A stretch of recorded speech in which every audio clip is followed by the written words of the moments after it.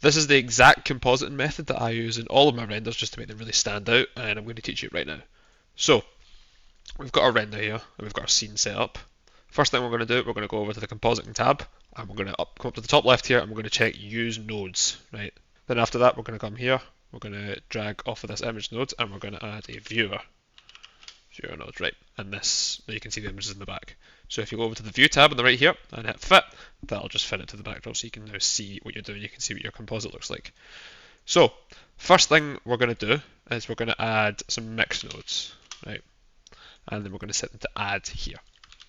I'm going to add 2 of these, click them together, and let's don't segment to alpha, stick them both into here, right? And it's going to look bright white, so we're just going to take this down to black, and take this down to black as well. So now what we're going to do is we're going to add a glare node, just here. We're going to set this to fog glow. We're going to for now set it to high. Set the mix to 1. And we can leave the threshold as it is for now. Copy it, paste it. Another one coming off from the same image node. Put this one into this image, this add node here, and put the other one into the other one. And you can see they start to get some really over the top glare, right? But we don't need to worry about that at the moment. Crank the factor down to 0, just to get rid of that for now. If you're interested, all of this and a lot more is covered in Blender for Engineers, and if you're looking to really level up your Blender skills, or if you just want to learn from me directly, then it's the top link in the description if you're interested. So we're going to take that first glare node and we're going to stick it directly into the viewer node here, right? So this is what you see at the moment, right? These, essentially what we're doing is we're going to take all of this and we're going to add it on top of the original image, which is what this add node does. So the reason we've got 2 glare nodes is because we're going to do 2 essentially like glare passes, right? We're going to do 2 bloom passes. The first one, which is this one, is going to be a sort of general glow. It's going to kind of highlight most of the sort of bright areas. Anything that is like somewhat bright is going to get highlighted here. So we're going to take the size down until it's not like blooming out massively. It's just about there is about good. And I'm going to take the threshold down.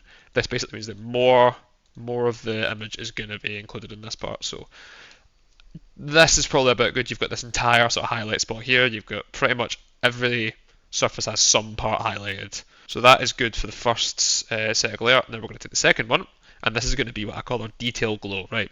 So this is going to be quite a bit bigger. This is going to be these highlight spots. I'm going to set the threshold quite a bit higher here, just so that we get that specific sort of details here. Just the really, really bright highlights are the only ones we're going to include. So let's crank this up to like 10, see what happens. Maybe a bit down. I really want to try and get some of these, if you see in here, some of these screws. I want to try and get some highlights from pretty much all of them if I can, because I think that would look quite nice. Take the size down because it's still a bit much. I'd say this is probably good.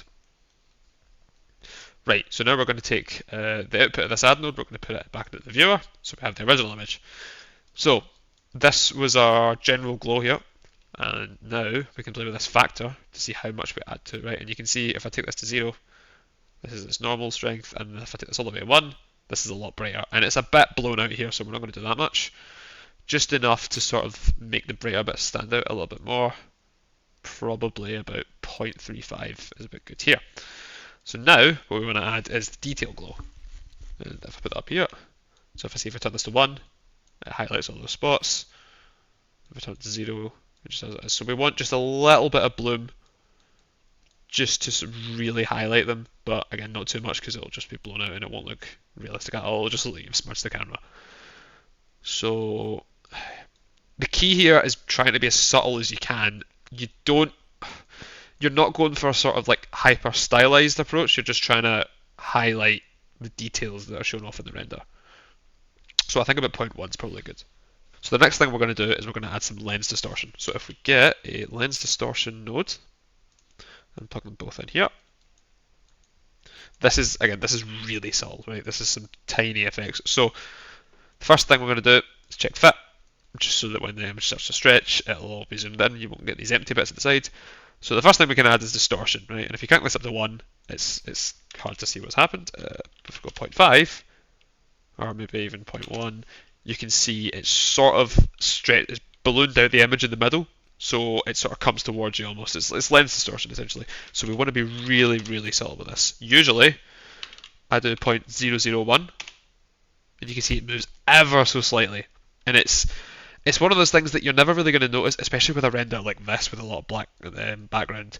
But it subconsciously it just makes it feel like it's came from a real camera lens instead of the sort of default like perfectly smooth or the perfectly flat lens that you get from the basic Blender camera. The next one is dispersion, which if you've ever seen chromatic aberration in other maybe in games or that kind of thing, that's what this is. Again, be really subtle with it. 0.002 is usually quite good, or maybe in this a bit higher. Yeah, again, it's kind of hard to see here, so if I kind of offset this and I zoom in, if you look to the edge, you can see there's this sort of streaks going across here. That's maybe not exactly what we're looking for. There, you can kind of see here, there's the sort of like green from the RGB channels coming in here. Now at this point on, you can add some color grading if you'd like to. You can do a color balance.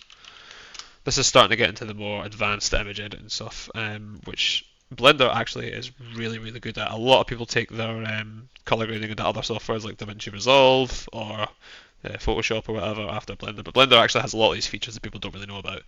So you can adjust everything here. You can make it sort of like a kind of, again, you're trying to be really subtle with this, so you may want to just take this to like there and then turn the factor down. Put this to sort of bluish hue. That tends to make things look really good.